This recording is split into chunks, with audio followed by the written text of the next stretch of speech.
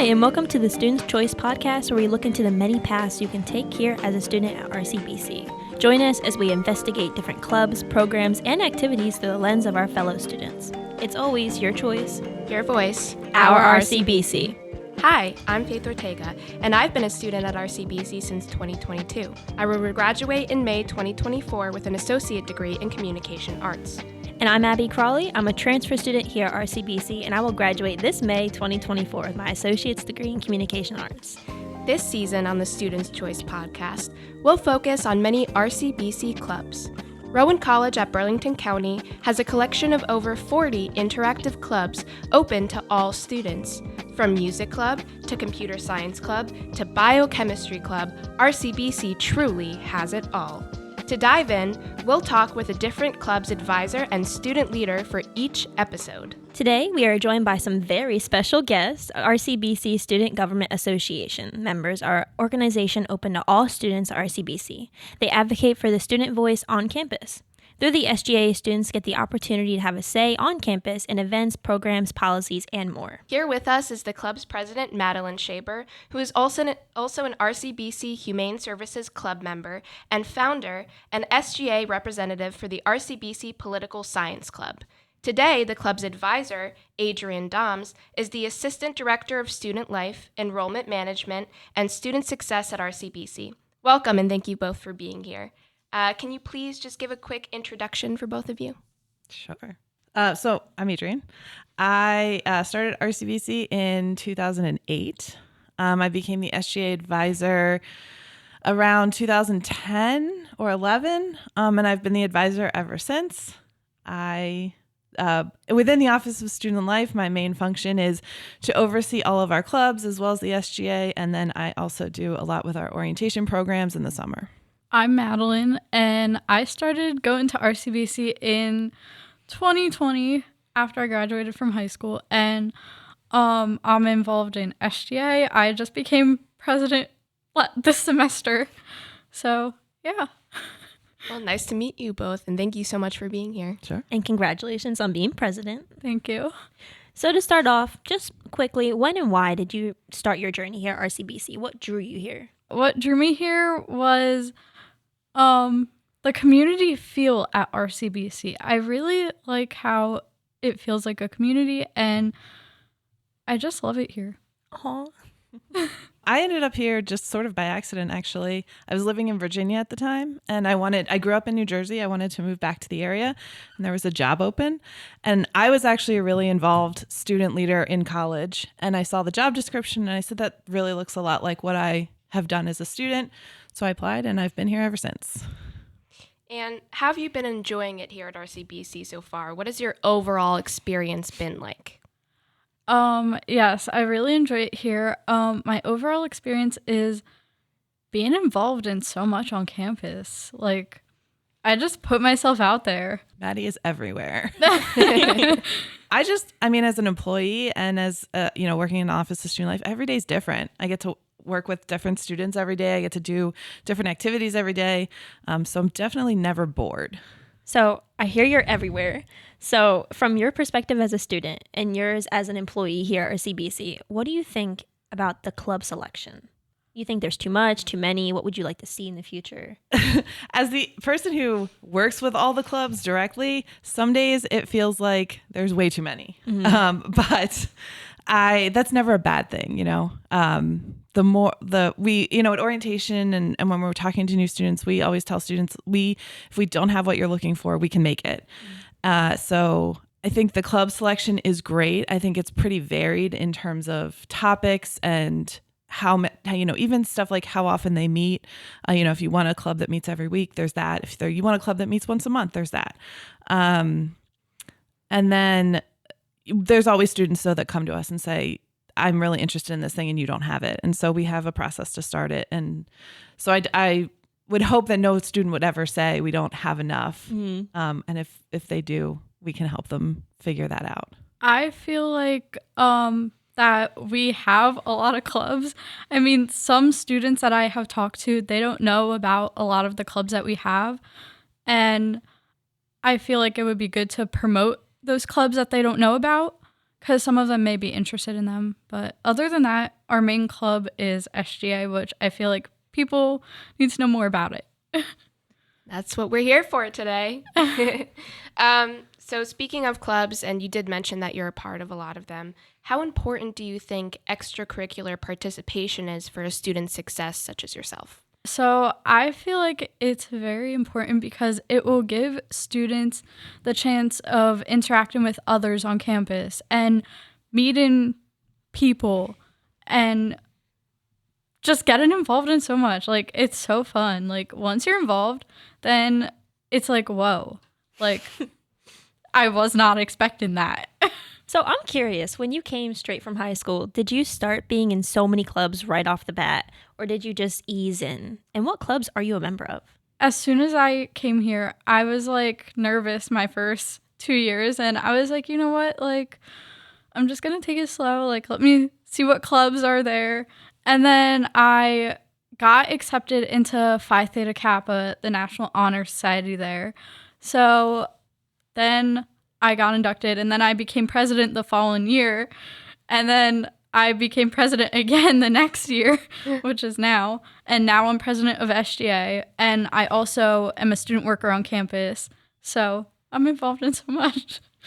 Sounds like you dipped your toe in the water and then just jumped right in after that. Yes. Real quick for both of you, when and why did you first join the SGA? So I joined the SGA last fall semester, and I just joined it because, like, I just like planning fun things for the students on campus, and just, they gotta have fun. Yeah. So part of it was part of my job. I was working with the SGA before I became their advisor, but my supervisor at the time, her title was changing and her responsibilities were changing, and so she was moving a little bit away from that student-facing on a daily basis role, and so the opportunity presented itself, and I kind of threw my name in the hat, and I became the advisor, and I've been doing it for kind of a long time now. So, because you've been doing it for so long, and from a student's perspective, could you explain the basics of SGA, what you guys do, and the purpose it serves here at RCBC? Sure. So really the point of SGA is it's really to give the students a voice. There's 4 main groups on campus. So there's the students, obviously, there's the faculty, there's the administration, and there's the support staff. And each of those groups has what's called a governance structure. And so they have a senate that represents them. SGA is the student senate. It's who talks to the other groups, who works on different policy changes. Those groups that represent those senates that represent each group, they can go to, they're the middlemen to say, my group has this concern or my group has this problem on campus and we want to fix it. And then they take the concerns or they take the issues and they work with the other departments or the other senates to get a resolution. So what SGA does is really it serves as the middleman for the student voice between the general student body in the lounges and on campus, telling the administration and telling the faculty, you know, these are the things that are good and these are the things that we want you to work on for us. Yeah, so as Adrianne said, we are the students' voice, so any concerns students have, they come to us, and then we bring them up at governance, and they are addressed. Is that a little nerve-wracking? It's kind of nerve-wracking a little bit. Yeah. I'm like, whoa, like, I like have the power to help them fix this. And everybody's looking at me right now. I'm so scared. That's exactly my thought process. And if a student has a concern they want to bring up to the SGA, how do they contact you? So they can either just show up to a meeting. The SGA meets about once a month, or they can send an email to sga@rcbc.edu. Some students will see Maddie at the student worker desks in the SSC and walk up to her and just be like, hey, this is a thing that's going on. So really, however they want, just find somebody in either student life or at SGA and tell them. Yeah, don't be afraid to come up to me if you guys have any concerns. Sounds easy enough. Maddie, could you go into what it's been like being the president of the SGA specifically? Okay, so being president, it's been a lot of fun. My officers are really great. And we've just been getting ourselves out there a little bit. We started our podcast called SGA Sit Down Series, and it will be coming out later. Not sure when, but stay tuned. But no, it's just a lot of fun, and I love it. Like, I'm grateful to be a part of such an amazing club. Yeah, it sounds really fun. Could you go into more what your podcast is going to be about? Yes. So the SGA Sit Down series is going to be basically about getting to know the RCBC community. So we go into getting to know student life, public safety, student support, career services, and then last but not least, the president. And Adrianne, what has it been like being the advisor for the SGA? It is unpredictable in the best way. Like Maddie said, this year they were like, we want to have a podcast because we think students need to hear directly from the people who are running the departments that help them. And that's what they did this year. In previous years, we've had a similar thing, but on a video series. In some years, they were just really, really into social media promotion and just getting the word out there about things that were happening on campus. So every group that comes in as officers, they take the reins, and whatever is interesting or important to them, they get to work on for the next year. And so it's just really my job to support them through that. And that to me is really exciting, just seeing where their heads are at and what's really meaningful to them.